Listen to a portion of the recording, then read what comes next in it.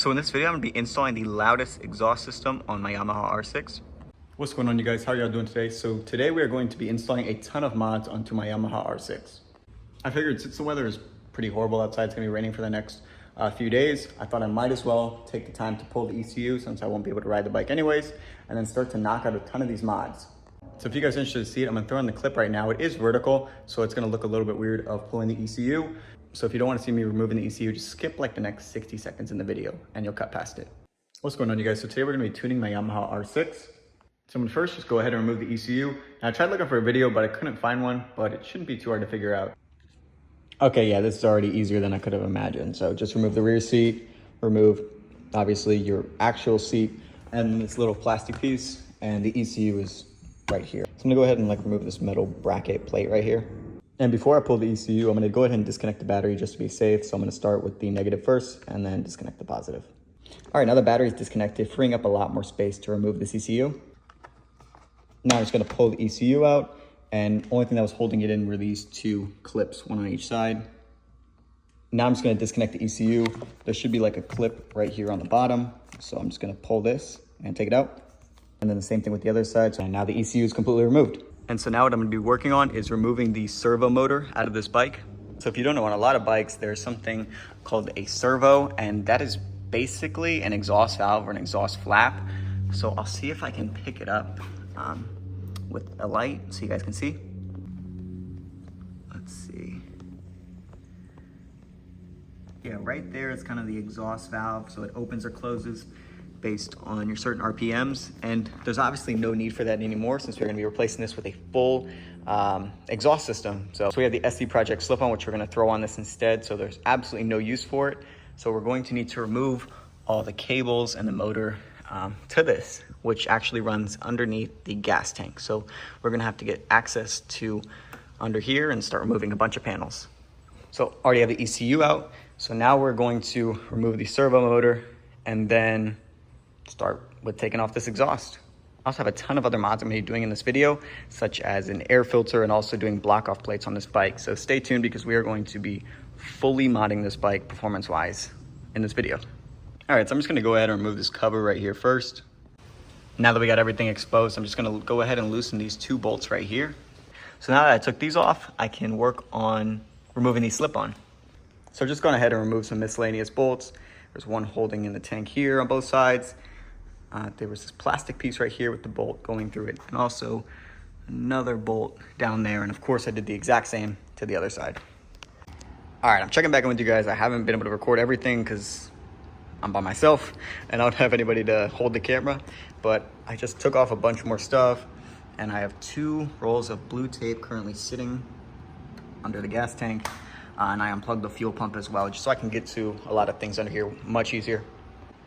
Okay, so this is the actual servo motor itself. So we're actually gonna save like a pound of weight removing all this stuff. So that'll definitely make a big difference. It'll probably have like a 3-second faster 0 to 60. Of course, I'm being sarcastic, you guys can't tell. But I just unplugged the connector it goes into, and then there were like these little bungee looking cords that it wrapped around the motor to hold it in place. So I moved those out the way as well. So now I'm actually gonna go ahead and remove the motor itself. Everything should be all loosened up, nothing holding it. And I just have to make sure that these cables I loosened up before also come out smoothly as well and don't get snagged on anything, because they are all one unit, I believe. I did just end up taking off the actual slip-on. It was just this one bolt in the top right here, and then just loosen this 5mm on the bottom, because I need to get a little bit more room to remove these servo cables. These cables are tucked right behind the rear set, so I think I have to loosen this to pull it out. All right, so I just removed the servo motor.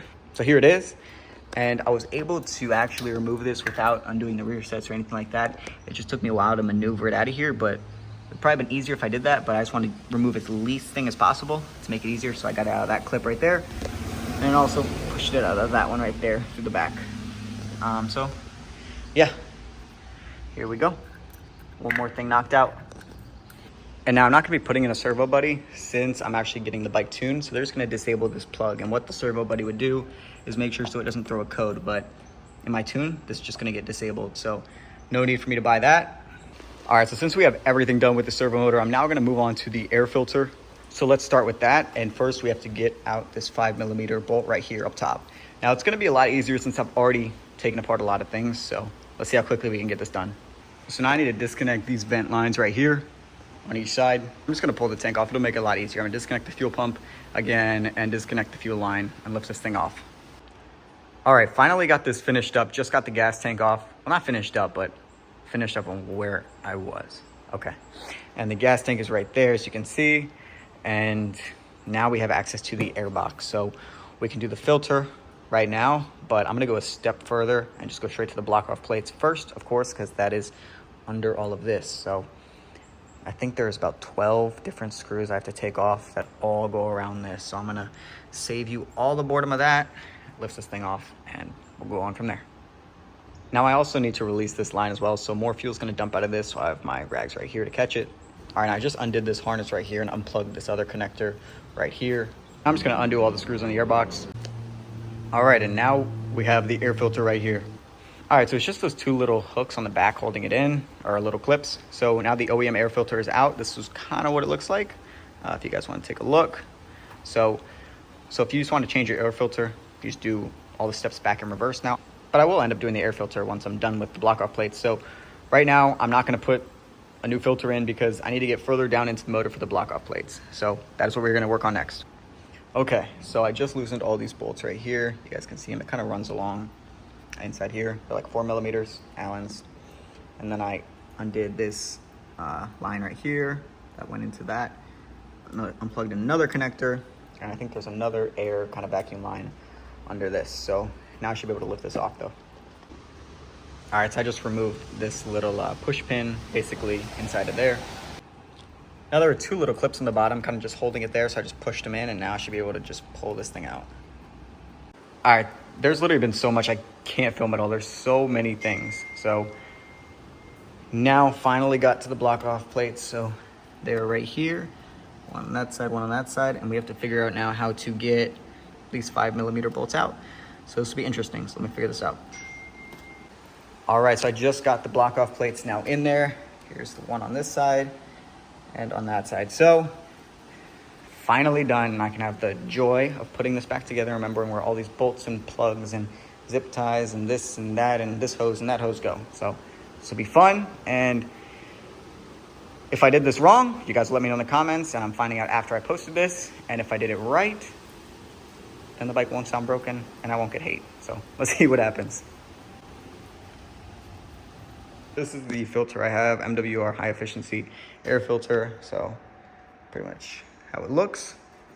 So I think everything's okay. We'll go with it.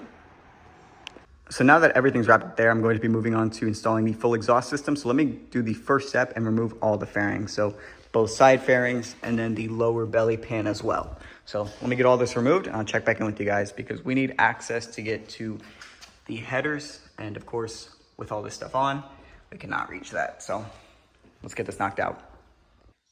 All right, so now as you guys can see, I have all the fairings off. So everything is right here. All the hardware is in the bag, just so I don't forget where anything goes.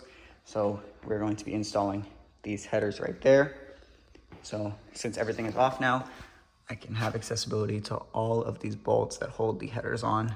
And now I just need to work out getting rid of this entire stock system and getting off all these sensors, because you can see there are some O2 sensors, of course, that I'll have. So let's start by removing this whole system.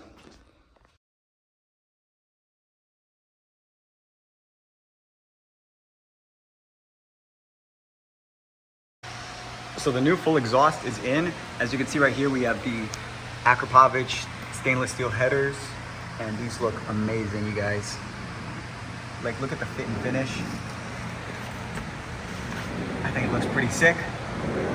And then it's running back to the SC Project CRT in full titanium. So I threw this fairing on so you could kind of get an idea of how everything looks playing against the blue fairing color. So if you guys look at this angle, I think it pops and looks amazing. And I'm really happy I went with the titanium instead of the matte black, matte carbon. I think this just plays off a lot nicer and it makes it pop. Yeah, I'm super happy with how this came out. And here's a more up close look for you guys. Now I wonder if this is gonna blue since it's titanium, which would look insane. Especially against, you know, a blue bike, of course. I cannot wait to start this thing up. It'll be ridiculously loud. So the ECU will probably be in the next 2 to 3 days. So then we'll be able to fire this up and do a first ride.